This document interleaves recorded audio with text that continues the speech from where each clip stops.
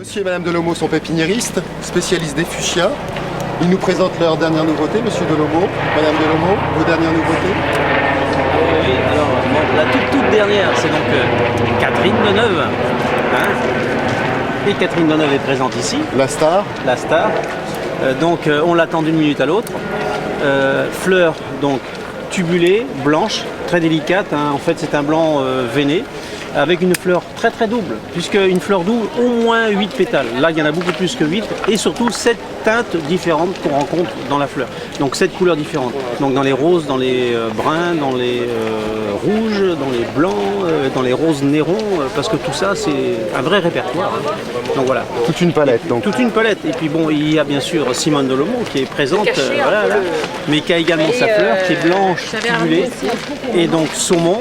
Et surtout, les deux couleurs en opposé n'existent nulle part dans les autres fuchsias. Mais celui-ci, il a une particularité, il est donc un long tube blanc. Et les sépales, qui sont simples, mais par contre sont découpés, sont d'une façon... La composition de la fleur, en fait, est très originale, il n'y en a pas d'autre. Elle vous correspond, Madame Delomo? Oui, je l'aime bien. Vous l'aimiez? Je l'aime bien, mais bon, j'aime bien celui de Catherine Deneuve aussi.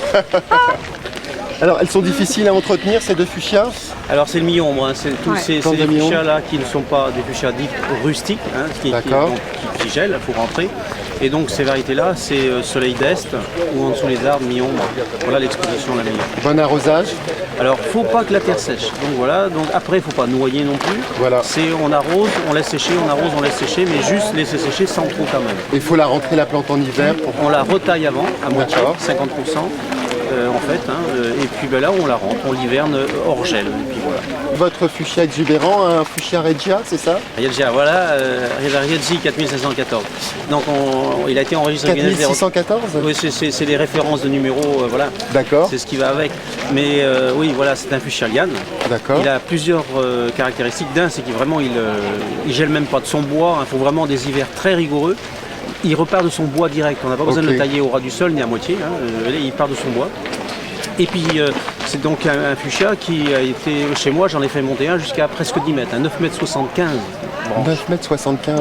Donc c'est un fuchsia grimpant, donc pas retombant non, comme la plupart des fuchsias. Alors il n'est pas grimpant, il faut l'aider. Ah d'accord. Donc mais il monte au bout de quelques années, c'est un buisson de 3 mètres, 4 mètres, voire 5 mètres quand même. C'est un gros monsieur.